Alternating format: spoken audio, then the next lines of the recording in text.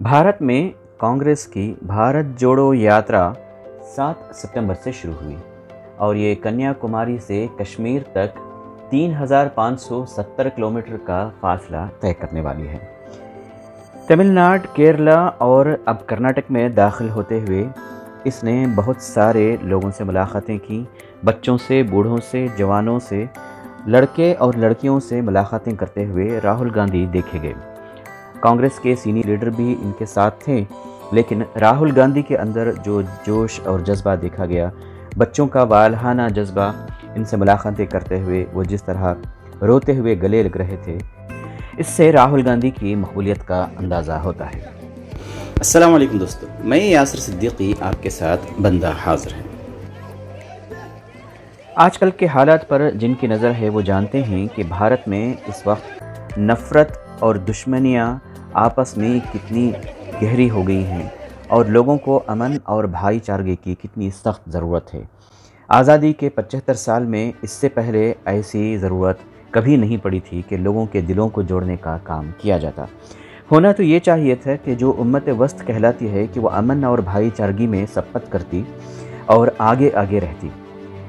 कांग्रेस की इस भारत जोड़ो यात्रा में, जबकि ये अब कर्नाटक में दाखिल होकर मैसूर के इलाकों से गुजरती हुई आगे बढ़ रही है, वहाँ इंतहाई जज्बाती मनासर देखने को मिले।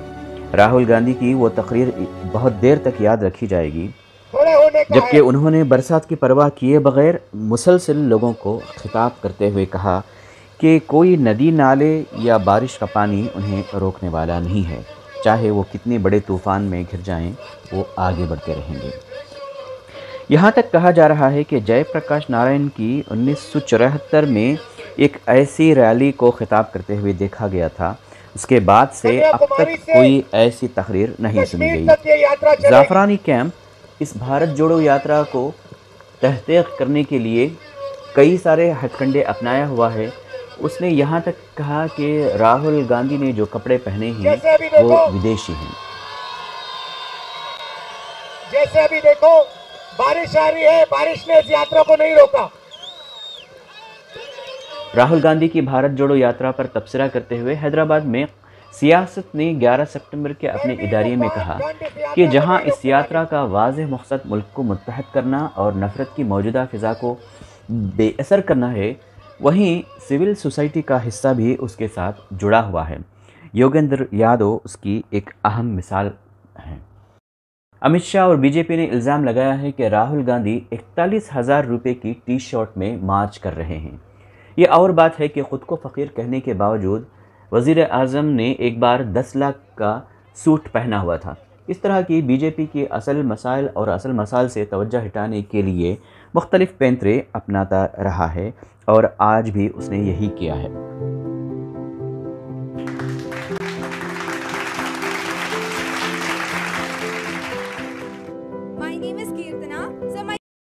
अहम बात यह है कि मुल्क में ये पदयात्रा ऐसे फ़िरक़ावाराना माहौल में जारी है, जबकि फ़िरक़ावाराना हम आहंगी को फ़रोग़ देने के लिए और आपसी भाईचारे को आगे बढ़ाने के लिए ये यात्रा निकाली गई है।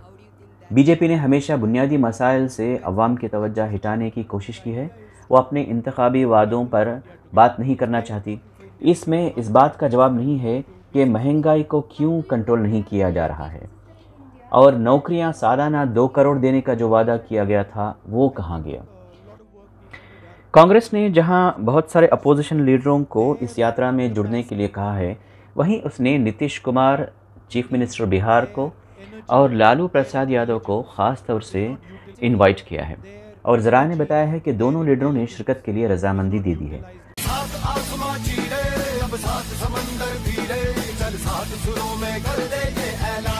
लेकिन लालू प्रसाद यादव की तबीयत चूँकि नासाज है, इसलिए उनके बेटे तेजस्वी यादव इस यात्रा में शरीक होंगे।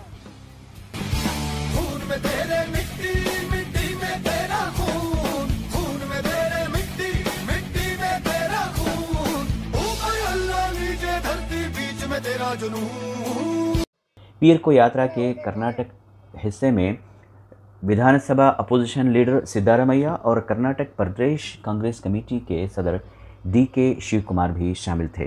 इस दौरान राहुल गांधी ने मैसूर में मस्जिद आज़म का दौरा भी किया, एक टेंपल और एक चर्च को भी उन्होंने विज़िट किया। आपको याद होगा सितंबर-अक्टूबर 1990 में LK अडवाणी की क़ियादत में राम रथ यात्रा के भेस में एक बार हिंदू जोड़ो यात्रा निकली थी। इसका वाहिद मकसद हिंदू वोट बैंक को मुतहर्रिक करना था, जिसके बारे में बीजेपी का ख्याल था कि मंडल कमीशन के निफाज से उसके टुकड़े टुकड़े हो गए हैं। और जैसा कि तवक्का थी कि इस यात्रा के नतीजे में रास्ते में काफ़ी तशद्दुद और फ़िरक़ावाराना फ़सादात हुए। जयपुर, जोधपुर, अहमदाबाद, बड़ौदा, हैदराबाद और कई दीगर मकामात पर मुसलमानों को निशाना बनाने वाले फ़सादात हुए। हिस्टोरियन एन पेनिकर ने नोट किया है कि 166 फ़िरक़ावाराना फ़सादात हुए। लिहाजा जबकि आज हम ऐसे माहौल में हैं जबकि पुलिस की ज़ाफ़रानियत, ताकत की मरकज़ियत, जमहूरी और आइनी इदारों के टूटने का सिलसिला हम दिन ब दिन देख रहे हैं, सर्विलेंस स्टेट और पुलिस स्टेट के वजूद में आने से तहक़ीक़ाती एजेंसियों के इस्तेमाल का ऐसा ना रुकने वाला सिलसिला देख रहे हैं, जिसकी वजह से अवाम तो अवाम, अपोजिशन लीडर्स और बड़े बड़े इंटेलेक्चुअल्स तक हैरान और परेशान खड़े हैं। ऐसे मोड़ पर कांग्रेस पार्टी आखिरकार ज़िंदगी की कुछ रमक दिखाते हुए अंगड़ाइयाँ ले रही है। अपने भारत जोड़ो प्रोग्राम के साथ कुछ निचली सतह पर सियासी तौर पर हरकत करने के लिए वो वापस आना चाहती है। ये दो बड़े वजूहात की बिना पर खुश आइन कही जा सकती है। सबसे पहले ये कि आज का सबसे ज़रूरी काम अवाम से झूठे या हकीकी वादे करना नहीं है, बल्कि पिछले 8 सालों में बीजेपी की तक़सीम और तबाहकुन पॉलिसी ने सियासी और गैर सियासी हलकों के अंदर समाज को डिवाइड करने का काम किया है। इंटॉलरेंसी बढ़ी है और नफ़रत को बढ़ावा मिला है। बात यह है कि राहुल गांधी अब भी ये यकीन रखते हैं कि कांग्रेस पार्टी को बुनियादी तौर पर मुतहर्रिक करना ज़रूरी है और आवाम से जोड़ना बेहद ज़रूरी है। इसमें शक नहीं कि ये काम इंतहाई मुश्किल है, इसलिए कि उनके ऊपर दिग्गज नेता जो सीनियर लीडर्स की कुर्सियों पर बैठे हुए हैं, उन्हें आगे बढ़ने देना नहीं चाहते। इनके लिए एक बड़ी मुश्किल खड़ी कर सकते हैं, लेकिन क्या वो इसके ख़िलाफ़ मुस्तकिल मिजाजी के साथ डटे रहेंगे? देखते हैं आने वाले दिनों में कांग्रेस पार्टी भारत जोड़ो में और कितने फ़ायदे बटोरती है और क्या वाक़अतन समाज को इससे पीस एंड हार्मनी एस्टैब्लिश करने के लिए मदद मिलेगी। वेलफेयर पार्टी ऑफ इंडिया के प्रेसिडेंट सैयद कासिम रसूल इलियास ने एक इंटरव्यू में कहा है कि ये तो बुनियादी काम है, इस यात्रा में मुसलमानों को भी पूरे जोश व खरोश के साथ हिस्सा लेना चाहिए। वो हफ्ता रोज़ा दावत के साथ बात कर रहे थे। देखते हैं आने वाले दिनों में समाज में कितनी इसकी पजीराई होती है और लोग कितने पुरजोश अंदाज से जैसे शुमाली हिंद तक पहुंचेगी, किस तरह इसका इस्तकबाल करते हैं। इस बात पर भी इस यात्रा की कामयाबी का इन्हिसार है।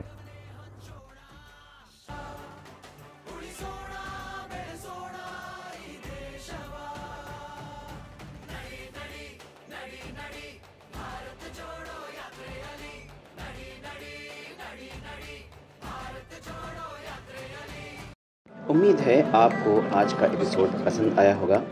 अपने आरा और मुफीद मशवरों से हमें नवाजने के लिए कमेंट बॉक्स में लिखें, सब्सक्राइब करें और शेयर करें। मुझे यासर सिद्दीकी को अब इजाज़त दीजिए।